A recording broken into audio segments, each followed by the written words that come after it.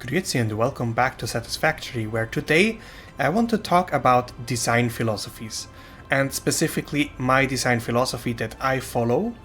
But also, I would like to point out that this is my personal opinion.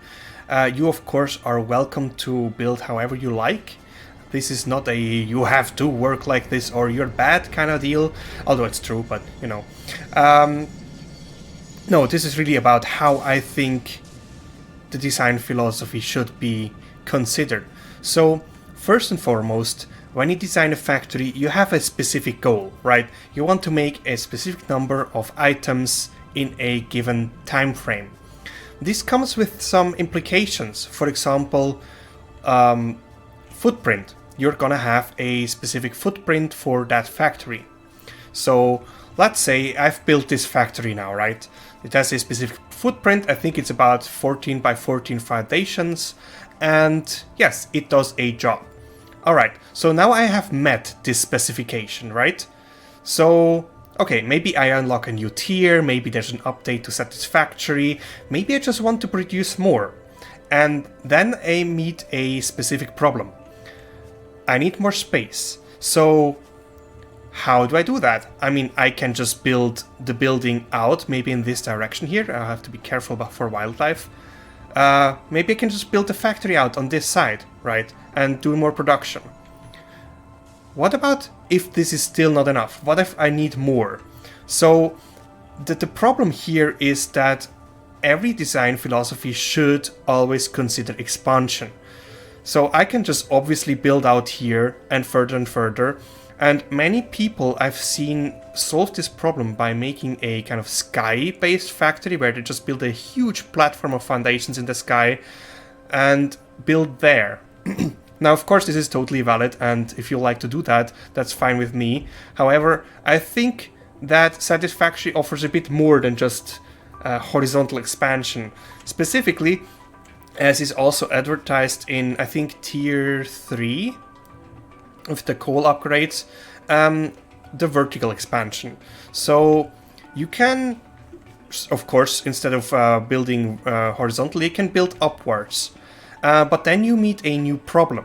You know, the resources are coming from somewhere. People most often have a bus of belts that bring resources. Let me just whip a quick one up here. They might have something like this, you know, with different belts. And I know if you use belts, you're probably laughing at this. Or, I mean, if you use buses, that's not what I wanted. But right, you have a specific kind of pipeline of belts. Something like this, just way bigger, right? But if we build vertically, this has to go up somehow. And how are we going to bring this up? You know, like, you can build this kind of elevator areas like I'm doing here with my pipes and over here with my belts. This is totally viable. But the higher you build, the more horizontal space you need for bringing those belts up.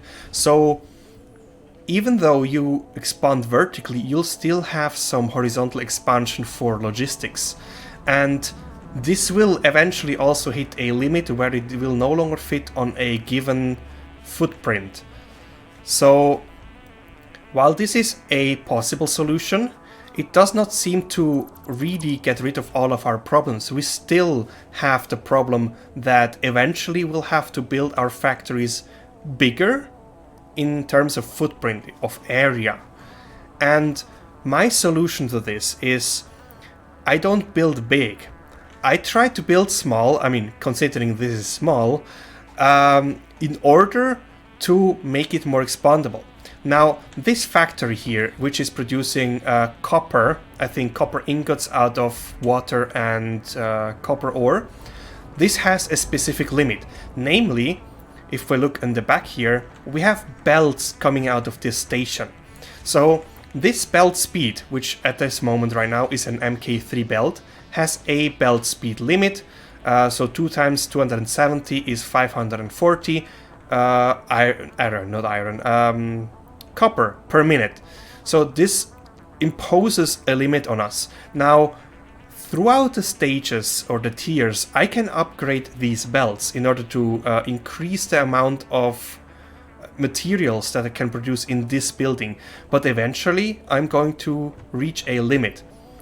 Specifically, it is 2 times the maximum belt speed or 2 times the maximum carry speed or carry capacity of pipes that are beautifully broken here. Oh, I did not want to go upwards, but well, we can at least show what we're having up here. So any such factory has a specific limit. So what my philosophy about this is then, since there is always a limit, the best way to circumvent this limit is by just having multiple factories like that. So multiple factories can produce a certain number basically an unlimited number of items of a specific resource. Technically, if you were to belt all those resources, you'd run into the same problem. You'd eventually have a bus that is full. You cannot fit any more resources on it unless you expand. Now here is where the magic comes in. Trains. Trains are unique in that they are not bound by this limit. The thing is, you can have an unlimited number of trains on any given track. Unless they add collision, which so far I don't think is going to happen, and if it is going to happen, it's still not going to be a big deal, is you can just have, let's say, 3 stations that make copper ingots. You can just all hook them up in one big loop of tracks, and you can have multiple trains running the route of picking up copper ingots and delivering them where they need to be. So trains solve the problem of expandability by adding the possibility to add separate buildings connected to a same grid of train lines. And that is, in my opinion, the key to Satisfactory, having a expandable approach that no matter what is changing, you have a very simple way of running the game indefinitely. The beautiful thing about it is as well, if you use a train-based approach with, let's say, stations underneath the factory, this is optional, of course, you can do it next to the factory or whatever, you can just go to any station, go to the timetable and say, okay, maybe this copper qubit train here, we now have a new station that either consumes or produces copper, and I can just add a new station, reorder it, and do that part here from anywhere in the world. I don't even need to be at this station. I don't need to be on the train. I can go wherever I want and change things up. So specifically, since yesterday we had a new video about an update for tier 4, for tier 8 in update 4, where Jace mentioned that in update 4 there's going to be a couple of changes specifically to tier 7 and tier 8 technologies and production lines. This is not going to be that big of an issue with a modular factory based approach, because what you can do is, if say a recipe has changed and you need a different material, you can just reroute trains. You can just make a new factory for, let's say, maybe it needs coal. You can make a new coal factory and ship it from there. You can go to the machines, change a recipe, and even if, say, a factory loses its function, you rip it off the ground and make a new one in its place that does the job that you wanted it to do. So instead of potentially having to rebuild half of your mega factory, you can just rebuild 1, maybe 2 single factories that will take you way less time and will also save you some nerves. So I think the design approach for a modular based factory just has no limitations. It has no downsides, except for maybe it doesn't look as magnificent as a mega factory. Okay, I give you that. But literally, there's no downsides in doing it this way. So I would like to know what you think about this. I know that there are some people in the community who share my opinion on the modular design approach.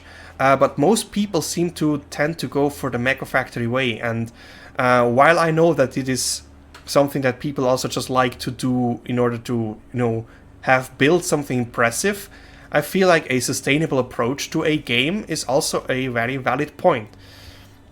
So let me know what you think, and yeah, also if you like to see more videos like these, please let me know, and I'll see you next time. Bye!